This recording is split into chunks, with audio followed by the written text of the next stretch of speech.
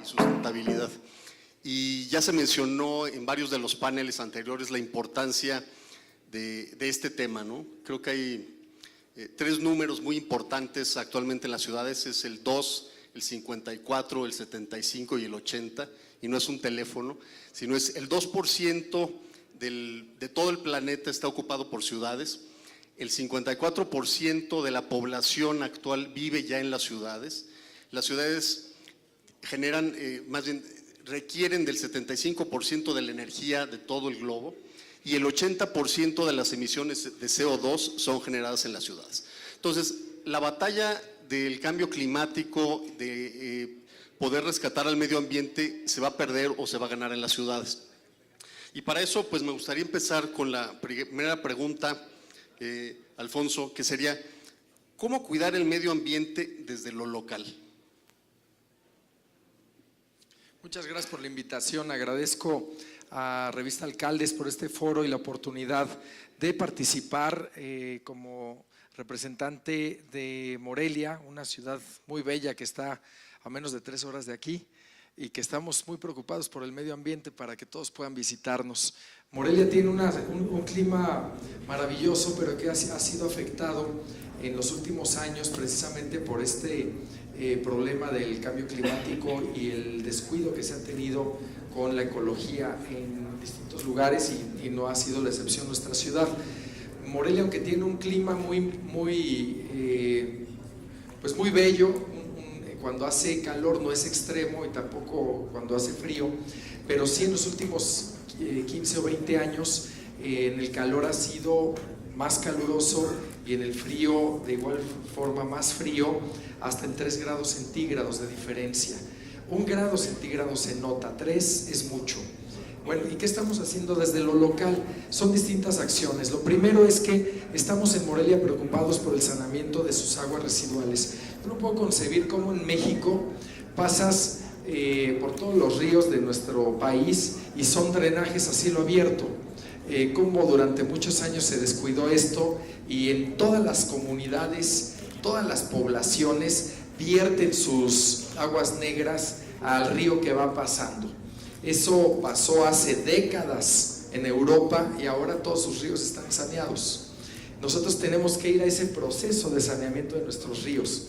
En Morelia hay un río, bueno, hay 2 ríos que se juntan en uno solo, y uno se esforzaron mucho hace tiempo para ponerle los nombres. Uno es el río Grande y otro es el río Chico. Y estos ríos pues, son actualmente el drenaje de la ciudad a cielo abierto.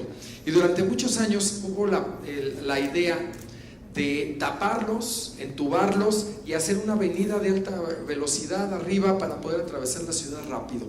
En Morelia se estuvo pensando durante muchos años únicamente en el coche, y nosotros estamos revirtiendo esa forma de pensar, y lo que estamos proponiendo es que se piense en la ciudad con todos sus individuos, el que se traslada en un coche, pero también el que camina, el que va en bicicleta, el que va en transporte público, y que queremos voltear esa pirámide para que lo que predomine sea el vehículo.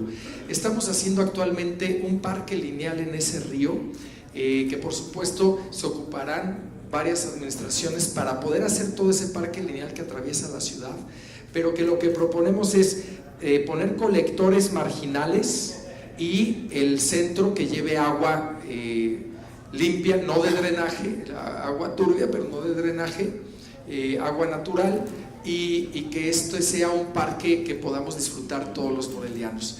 Ya hicimos los primeros casi 2 kilómetros, y bueno, pues es un lugar en donde ahora ves a familias, ves a personas caminando con sus mascotas y trasladándose por una ciclopista. También hicimos una gestión para poder, en Morelia el transporte público todavía tiene que dar una evolución importante, pero ahora lo que hicimos fue, logramos convertir las unidades de gasolina a gas natural. Y eso tiene 2 efectos importantes. Uno, que por supuesto dejan de contaminar las unidades de transporte público, pero la otra tiene un efecto también positivo para los transportistas en su ingreso, porque gastan la mitad de recursos en combustible. Hemos reforestado muchísimo.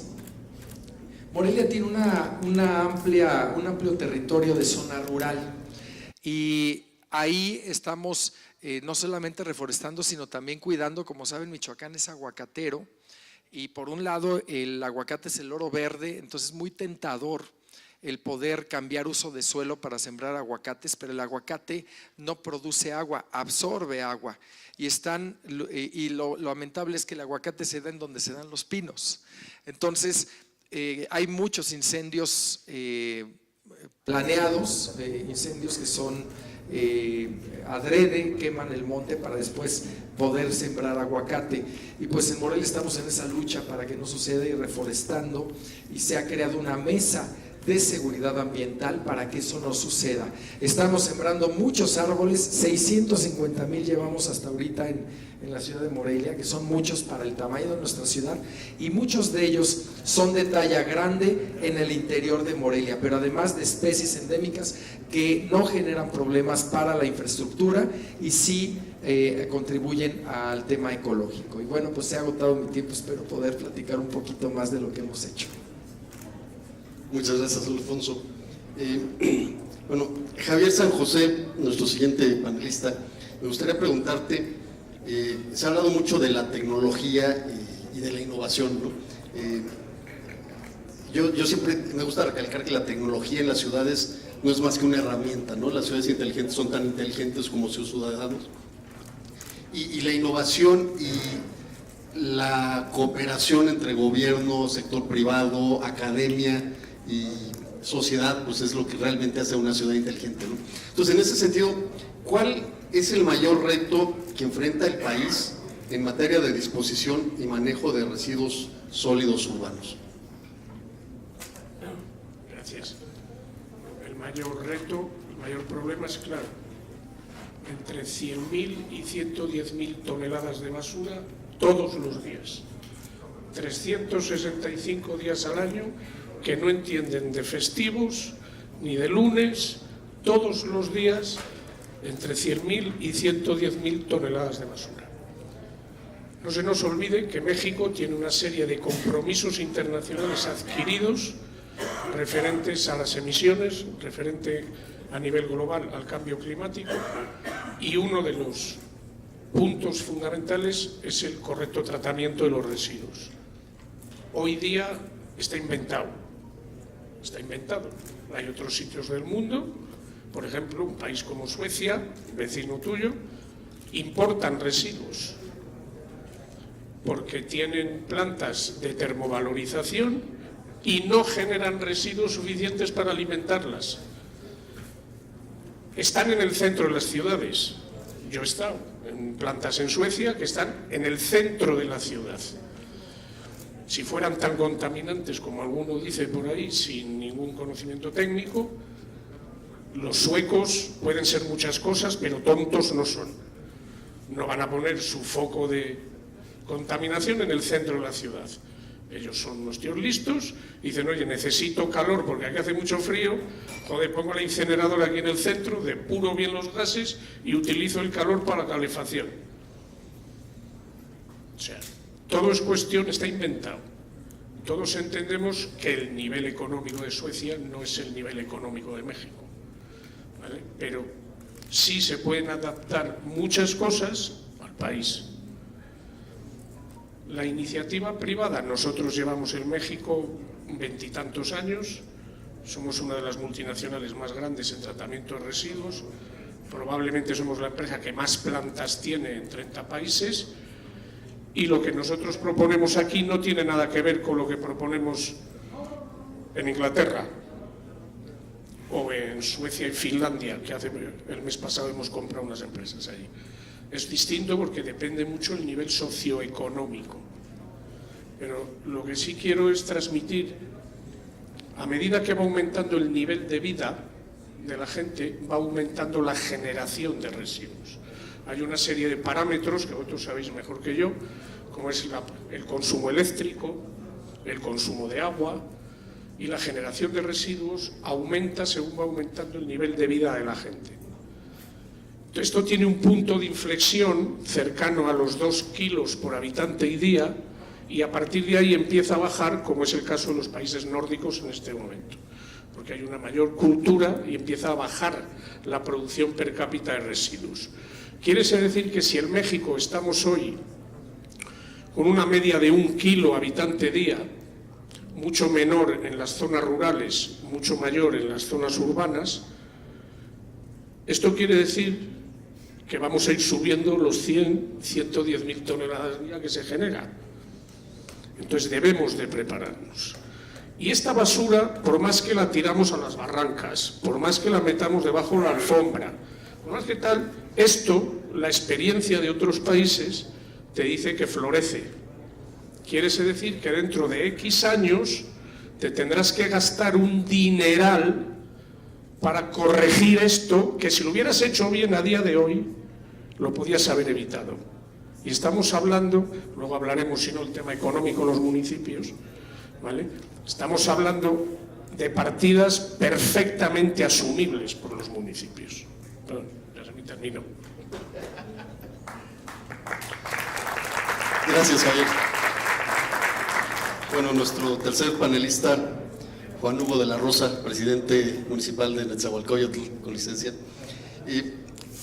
¿Cuál es, dentro de la problemática de las ciudades? Pues obviamente ya se ha hablado mucho de la movilidad, ¿no? ¿Cuáles son los retos de movilidad que tú verías en el municipio de Netzahualcóyotl, que sin duda es de los municipios con mayor población, impactando toda lo que es la Metroplex, ¿no? La mancha metropolitana? Sí, muchísimas gracias. En primer lugar, agradecer a la revista Alcaldes de México, a Gladys, a Norma por habernos invitado. Muchísimas gracias.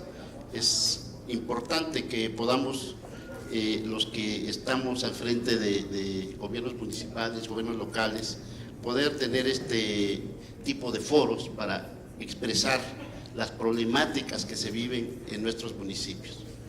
Desde luego, el tema de la movilidad es un problema grave que se ha venido acrecentando en todo el Valle de México, en toda la zona metropolitana del Valle de México, porque al estar conurbados no es un problema particular o un problema aislado, no lo podríamos ver de esa manera. Los problemas que estamos sufriendo son problemas de carácter metropolitano y desgraciadamente los avances que hemos tenido en esa materia, en este caso en la zona metropolitana, son muy limitados.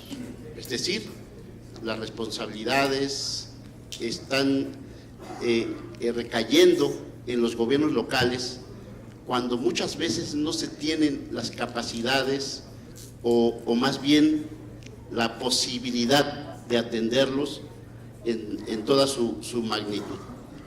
Por eso, desde luego, el tema de la movilidad es un tema que afecta a nuestro medio ambiente de manera muy contundente. Aquí tenemos en nuestra zona metropolitana 22 millones de personas o algo más, con una serie de problemas en la movilidad. Nosotros, por ejemplo, vemos cómo el crecimiento se ha dado de manera fundamental en el Valle de México, en el Estado de México. Es decir, la mayor parte del crecimiento ha ido tendiendo hacia allá. Tan es así que en los últimos años se calcula que ha habido un crecimiento del 3.7% más o menos. Es decir, con esto se han venido todavía acrecentando muchísimo más los problemas. Desde luego, afectando la calidad de vida de todos los que vivimos en esta área metropolitana. Uno de los temas que más está afectando la movilidad es un sistema de transporte que no está articulado, un sistema de transporte anárquico que tenemos en el Estado de México. Para que se den una idea, más del 20% de la población realiza viajes diariamente de más de 2 horas. Esto quiere decir que invierten 4 horas por lo menos al día para ir hasta sus centros de estudio o de trabajo. Esto complica para todos la vida, afecta su salud, afecta su economía y desde luego afecta el medio ambiente. El sistema de transporte que existe en la Ciudad de México es un sistema subsidiado. Sin embargo, en el Estado de México no existe el subsidio para el transporte. Del total de los sistemas de transporte entre metro, Metrobús, Mexibús, solo el 17% de este sistema de transporte está dentro del Estado de México. Es decir, más del 80% está dentro de la Ciudad de México, siendo que más del 50% de la población proviene precisamente del Estado de México. Esto nos habla pues de cómo no se ha podido desarrollar o no se ha querido desarrollar un sistema de transporte adecuado y que ha venido complicando cada vez más la situación y la movilidad para todos los que vivimos en el Estado de México. Gracias, Onu. Gracias. Bueno, pasamos a la segunda ronda de preguntas y tenemos el tiempo de respuesta de 3 minutos. Bueno, Alfonso Martínez, presidente municipal de Morelia, ¿cómo podemos diseñar esquemas de cuidado del medio ambiente de la mano de la sociedad? Como que se ha hablado mucho de esa cooperación, ¿no? De sociedad, sector público, creo que privado, y creo que falta la academia, que también es bien importante, ¿no? Pero ¿tú cómo verías esa alianza o cooperación? En el caso de Morelia se ha facilitado porque tu servidor, como lo dijiste en mi presentación, vengo de manera independiente y con quienes hemos gobernado es con la ciudadanía. Morelia, por ejemplo, el tema del agua de nuestra ciudad viene de 3 fuentes principales y casi en igual proporción. Hay una presa que recolecta agua y de ahí se surte una parte importante de la ciudad, aproximadamente un 30%, otro 30% viene de un manantial que se llama La Mincita y el resto es ya con pozos profundos. En el caso de la presa y del manantial de La Mincita, nos hemos organizado con la ciudadanía para poder resguardarlos y cada año se hacen jornadas en distintos momentos, pero hay una gran jornada de trabajo en donde participa la ciudadanía para poder mantener limpio el manantial de La Mincita y también estarlo cuidando porque es una zona muy vulnerable para invasiones y luego esas invasiones que por lo general no tienen, porque al no estar autorizados no tienen los servicios, pues empiezan con la contaminación por medio de los drenajes al manantial. Entonces ahí hay una gran participación de la ciudadanía para poder participar y pues de ahí vienen también los otros temas. En Morelia se hizo un proyecto que se llama Morelia Next, que es un plan a largo plazo, un plan de gran visión que nos hace Fundación Metrópoli a 25 años. Y ahí surgen varios temas y por supuesto que predomina el tema ambiental, la recuperación del río Chiquito, el preservar el manantial de La Mincita, la presa, que es de donde nos surtimos también de agua. Y ahí surgen varias acciones para poder hacer ecobulevares, las ciclovías y que también ya hemos logrado hacer tramos importantes de ciclovías en nuestra ciudad.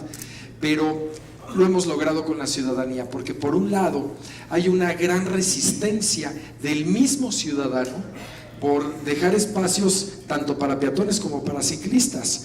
En cada lugar donde vamos a poner una ciclovía es un conflicto social el que tienes que enfrentar para poder lograrlo. Y lo que estamos haciendo nosotros es hacerlo junto con los ciudadanos para que podamos lograrlo. Hay una avenida que se llama Nocupeta donde le pusimos la ciclovía y no fue conflicto porque no había, fue sacrificar un espacio de calle para hacerlo, donde principalmente hay el conflicto es en donde tienes que sacrificar estacionamiento para poder poner la ciclovía. Pero cuando lo haces con el ciudadano, cuando lo haces con ellos, pues entonces empiezas a cambiar la dinámica de la ciudad para que sea una ciudad incluyente o inclusiva, en donde no se piense únicamente en los coches. Bueno, en Morelia durante décadas se pensó en el coche hasta para construir las banquetas, porque las banquetas, y no me dejarán mentir, en muchos lugares son rampas para meter el coche a la cochera, y es un obstáculo para los adultos mayores, ya no digas una persona que se tiene que trasladar en silla de ruedas. Entonces ahora, en cada lugar en donde en Morelia se construye una avenida, construimos también banquetas y construimos rampas para personas con discapacidad, y en donde es posible o factible, construimos también ciclovías. Los famosos diamantes inteligentes, ¿no? Que le puso así Fundación Para Metrópolis, ¿no? Así es. De Megara, ¿no? De Juan Alfonso. Gracias. Muchas gracias, Alonso. Bueno, Javier San José, nuevamente, ¿exportaremos entonces basura a los países nórdicos o a Europa? ¿O tú cómo verías? Si la pagan bien, sí. Podemos hacer una bolsa de intercambio de desechos sólidos, ¿no? Ha estado saliendo mucho residuo mexicano a China. Toda la basura electrónica, que estaba a más, irá a más. Cada vez es menor la vida útil, además de los aparatos electrónicos, por los avances tecnológicos. México es el mayor reciclador de PET del mundo. Estos son datos, no es mi opinión. O sea, y esto se estaba llevando a los países asiáticos, fundamentalmente a China. O sea, ya se está exportando basura de México. A mí en esto sí me gustaría aclarar, bueno, no sé si me vas a preguntar, yo me embalo. Mira, yo creo que en ese sentido, ¿no? O sea, tú con la experiencia que tienen en TecMed, ¿cómo verías la solución o la carta Santa Claus desde el punto de vista de una empresa privada para poder mejorar la problemática de los residuos sólidos en el país? Vale. Vamos a ver. Yo siempre digo que la relación empresa privada, municipio, empresa pública es como un matrimonio. Tiene que estar basado en la confianza, en que las dos partes tienen derechos y obligaciones. ¿Vale? Entonces, si yo cumplo con mi contrato, lo menos que puedo pedir es que me paguen un precio pactado. ¿Vale? Esto es otro mito, al hilo de lo que decía el señor presidente de Morelia, de que ellos tienen el oro verde. Yo sé que todo el mundo se piensa que la basura es oro. Joder, pues nosotros somos los más torpes del mundo. Llevamos 50 años tratando basura. Joder, y yo me he levantado a las 6 de la mañana hoy para venir a trabajar. Si fuera rico, no lo haría. O sea, esto es un mito que no es cierto, señores. O sea, nosotros trabajamos con unas utilidades netas, y se lo voy a decir, que no llegan al 15%, entre el 10 y el 15%, y esta es la realidad. Les pueden contar las milongas que quieran. Si encima un municipio no me paga y me tengo que financiar el recirculante al 11,5%, díganme dónde está mi beneficio. ¿Vale? Y es una malsana costumbre no pagar por los servicios. Cuando además una empresa privada como nosotros, no es que somos más listos que el empleado municipal, que va, no lo somos, ni más altos ni más guapos. Lo que pasa, y esto, un camión municipal de recolección le cambian las llantas hoy por la mañana y por la tarde tiene una llanta usada puesta y han vendido las nuevas. ¿Es verdad o es mentira? Vale. A un camión municipal se le evapora el combustible porque hace mucho calor. Joder, yo tengo camiones en 30 países del mundo, sé lo que gastan, a mí no me falta ni una gota de combustible. ¿Vale? Entonces yo no soy más listo, es que este es mi negocio. Y entonces sale mucho más barato, ya termino, sale mucho más barato, con todo lo que digan, concesionar que hacer lo propio. Pero bastante más. O sea, yo no conozco ningún municipio que esté haciendo la recolección por debajo de 600 pesos tonelada. Gracias, Javier. Ninguno. Gracias. Bueno, ¿cómo se puede mejorar la infraestructura de movilidad que hoy tiene el municipio de Netzahualcóyotl para agilizar y mejorar la calidad del servicio de movilidad, ¿no? Movilidad como un servicio. Sí, claro, y yo creo que sí hay algunas acciones y obras que se pueden hacer desde los gobiernos locales para poder ayudar a mejorar la movilidad. Ya lo comentaba el presidente de Morelia, el tema de las ciclovías es un tema importante. Nosotros en el municipio hemos construido hasta este momento 60 kilómetros de ciclovías y en este año estamos con una obra para ampliarlo 35 kilómetros más. Esto pensado incluso no solo como un tema turístico, como se ha visto en algunas otras zonas, no, nosotros lo pensamos y lo desarrollamos como una alternativa de transporte para la población. Dentro del municipio se mueve muchísimo la gente, es decir, hay muchísima actividad económica, actividad educativa, de todo tipo, deportiva. Entonces, por eso ofrecimos como una alternativa de transporte a la gente estas ciclovías. Incluso hoy acabamos de abrir un programa en donde estamos obsequiando bicicletas a los jóvenes estudiantes de nivel bachillerato sobre todo, porque apoyamos así su economía y apoyamos también a nuestro medio ambiente. Desde luego tiene mucho que ver con el tema, tenemos hoy nosotros una amenaza muy importante encima, que es el tema del aeropuerto, el nuevo aeropuerto internacional de la Ciudad de México. Para nosotros puede convertirse en una amenaza si no se toman las medidas necesarias, porque este nuevo aeropuerto va a traer graves complicaciones para la movilidad en nuestro municipio.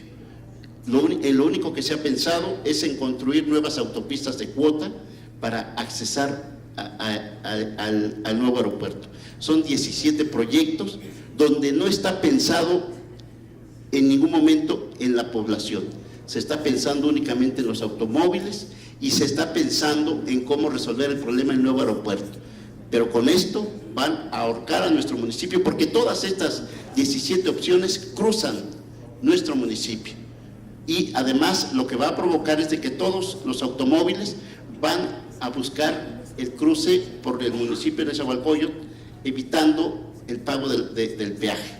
Entonces, tenemos que tener alternativas de nuevas vialidades, no de cuota, nuevas vialidades que hemos estado gestionando ya ante el gobierno federal, ante el gobierno estatal. Hasta ahorita no hemos sido escuchados, pero esperamos que entiendan que necesitamos convertir para la gente esto en una oportunidad y no en una amenaza.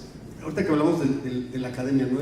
Hemos visto nosotros varios ejemplos de cooperación, por ejemplo, con la academia, por ejemplo, lo que hace en universidades de Estados Unidos, el MIT, por ejemplo, o en universidades en los países nórdicos, o incluso algunas de las universidades israelitas, sobre todo en el tratamiento de agua, ¿no?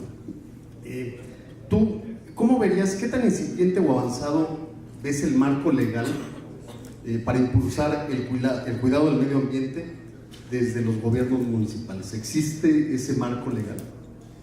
Pues mira, uno de los principales problemas de nuestro país no es el que nos falten leyes o nos falte un marco legal muy completo o adecuado. Lo que hace falta en nuestro país es Estado de Derecho, es que se haga valer lo que ya existe en documentos.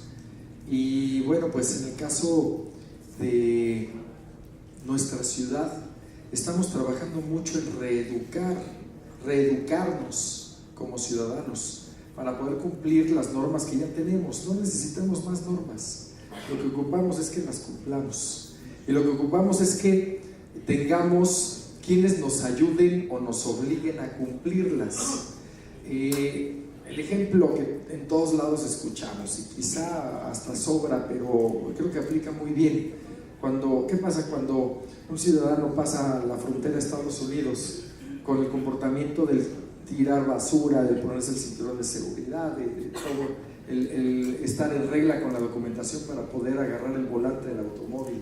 O si llevas niños pequeños, si no los llevas en una silla adecuada para poderse sentar. Las multas son tan fuertes que ni siquiera piensas en la posibilidad de evadir la justicia. Pero en nuestro país vivimos de una manera muy permisiva, en donde todo es, primero, si te agarran; segundo, si te agarran, pues está la opción de la corrupción. Y Y tercero, pues ya la multa, pues bueno, no pasa nada porque no es muy grande. Yo creo que lo que hace falta es que se aplique el Estado de Derecho, y eso aplica, bueno, no solamente en el tema ecológico, en muchos temas. Si logramos que eso se logre en nuestro país, se va a arreglar, sin duda alguna. Y por cierto, quiero decirles que en Morelia ya estamos logrando tratar el 87% del agua, pero lo malo es que ahora, o sea, se trata y se vierte tratada en su gran mayoría, pero el drenaje por el que va es a cielo abierto, es lo que nos hace falta y en lo que estamos trabajando. Gracias. Muchas gracias, Alfonso. Javier, nuevamente, ¿nos podrías platicar cuál es el proyecto estrella que tienen ustedes en México? O sea, ¿dónde ves tú que se está avanzando con algunos municipios o algún caso específico en algún municipio? Nuestro proyecto estrella es que en México se empiecen a hacer plantas de tratamiento. La Ciudad de México dio el primer paso con la adjudicación de la termovalorización, no a nosotros, a otra empresa. Salió un concurso para hacer otra planta grande de tratamiento de 2.000 toneladas de materia orgánica, pero quedó suspendido, va a volver a salir ahora. Que se empiecen a tratar la basura de verdad. El mayor enemigo de un relleno sanitario es la materia orgánica y el agua, porque es lo que contamina. O sea, tú tiras una piedra a un relleno sanitario y es inerte, no contamina. Entonces, en el momento que evitemos que la materia orgánica llegue a los rellenos sanitarios, cumpliendo normas Semarnat 083 o tiraderos en su defecto, evitamos la contaminación. O sea, si yo llevo un relleno sanitario materia inerte, este no contamina. En las plantas que nosotros estamos proponiendo, nosotros hacemos recolección, hacemos barrido, tenemos rellenos sanitarios, plantas de urgencia. En las plantas que estamos, va a relleno sanitario un 20 o un 25% de los residuos. Porque primero, ahora que está muy de moda esto de la economía circular, que está tan de moda, es que vuelvan a meterse en el ciclo productivo los productos. Tú en una planta, esto es otro mito, en una planta funcionando muy bien, tú reciclas como mucho, el 12% de la basura es reciclable. PET, polietileno alta densidad, polietileno baja densidad, polipropileno, papel, cartón, metales férricos, metales no férricos, el 12%, dándose bien. ¿Vale? Nosotros lo que hacemos es, vamos un poco más allá. México es un país que tiene muchas empresas cementeras, que si nosotros no les damos un residuo van a ir a combustibles fósiles.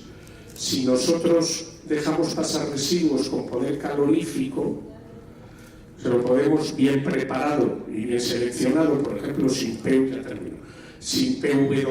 para que no haya emisiones de cloro, etcétera, a la atmósfera, estamos evitando consumir combustibles fósiles. ¿Vale?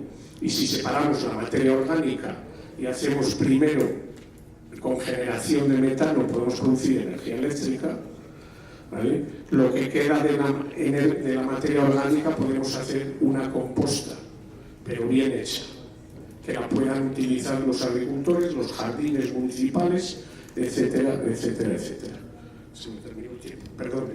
Gracias, Javier. Pues más muy rápido, y ahorita recuperamos rápido el tiempo. ¿Tienen algo o algún proyecto en el aeropuerto? O sea, estaba viendo ayer y platicando con algunas gentes, por ejemplo, el aeropuerto de Atlanta, de todo lo que han hecho en términos de energía. Tienes desde la energía en las carpetas que la gente va caminando y empieza a generar la propia energía. ¿Han visto algo ustedes de residuos que se pueda generar energía en el aeropuerto? Nosotros tenemos energía llamada verde. Somos la empresa del mundo que más biometanización tiene, que producimos unos 150, 160 normal metros cúbicos de metano por cada tonelada de materia orgánica que metemos. Entonces ahí puedes producir energía eléctrica. Antes hablaban del transporte. O sea, nosotros tenemos plantas, yo he dirigido plantas que con el gas que sale del relleno sanitario, ese lo utilizábamos de combustible en los camiones. Limpiábamos el biogás, que tiene un 50% el índice de metano más o menos, lo subimos a índice de gas natural a 99 por ahí, y lo puedes utilizar en los camiones, en los vehículos de transporte público. Con un surtidor, que tenemos ahí una bomba, O sea, podemos producir energía eléctrica del propio relleno sanitario. Aquí hay 3 o 4 ejemplos en el país. El más grande es Monterrey, que tiene instalados 12 megawatts, de los cuales utiliza 8 o 9 con el propio gas del relleno, ¿vale? Se puede producir energía solar, esto México ya sobradamente lo conoce, y eólica, pero con la basura se puede producir energía eléctrica. Podemos hacer, ya hemos dicho, si lo mandamos a cementeras, escaleras y demás, pero también podemos hacer termovalorización. La termovalorización adjudicada en la Ciudad de México va a alimentar al metro de la Ciudad de México con los residuos, con una parte de los residuos. Gracias. Bueno, y la última pregunta, Juan Hugo de la Rosa, presidente municipal de Nezahualcóyotl. ¿Cuáles serían los esquemas de movilidad alternativa? Ahorita nos platicabas de las ciclovías, ¿no? No como una moda, ¿no? Sino como realmente una alternativa de movilidad en el municipio. ¿Qué otra opción apropiada verías? Por aquí me estaban diciendo hacer un segundo piso, pero creo que no va por ahí. Pero ¿qué otra alternativa verías tú que se pudiera generar en el mediano plazo? Claro, yo creo que definitivamente no puede pensarse en priorizar el automóvil. Ahorita que estamos remodelando toda nuestra avenida Pantitlán, que es la avenida céntrica, la avenida más importante, podríamos decir, del municipio, algunas de las voces decían que debíamos de ampliar los carriles, podíamos haberlo hecho, porque nos daba el espacio. Sin embargo, creo que hoy tenemos que priorizar a las personas, tenemos que generar espacio para la gente, y porque siempre, si nosotros ampliamos, si le damos más espacio al automóvil, lo va a llenar, porque el crecimiento que tenemos en cuanto a la cantidad de automóviles es enorme. Entonces, desde luego que tenemos que estar buscando muchas otras alternativas. Nosotros hemos estado insistiendo en la necesidad de implementar dentro del municipio. Es un municipio muy grande, con una población de más de 1.200.000 habitantes de manera oficial, que nosotros estamos seguros que anda cercano a 1.800.000 personas las que vivimos en Nezahualcóyotl, y que creo que merecemos un servicio de transporte muy diferente. Por ejemplo, hemos pensado en el tranvía, hemos estado proponiendo esta idea a otras instancias del gobierno federal para poder lograr el apoyo para instaurar la posibilidad de un tranvía. Tenemos nuestras avenidas perfectamente trazadas, es decir, Nezahualcóyotl es de las ciudades que tienen una traza urbana de lo más perfecto, podríamos decir, es prácticamente cuadriculado, y eso nos permite incluso el trazar ese tipo de alternativas muy bien.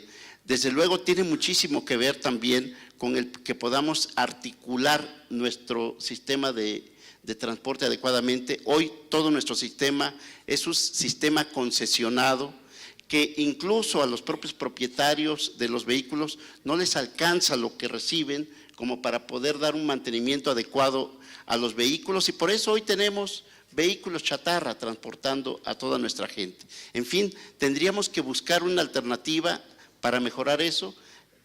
Yo creo que deberíamos incluso de generar una articulación con todo el sistema de transporte de la Ciudad de México, a través incluso de la creación de un organismo que permitiera esa articulación.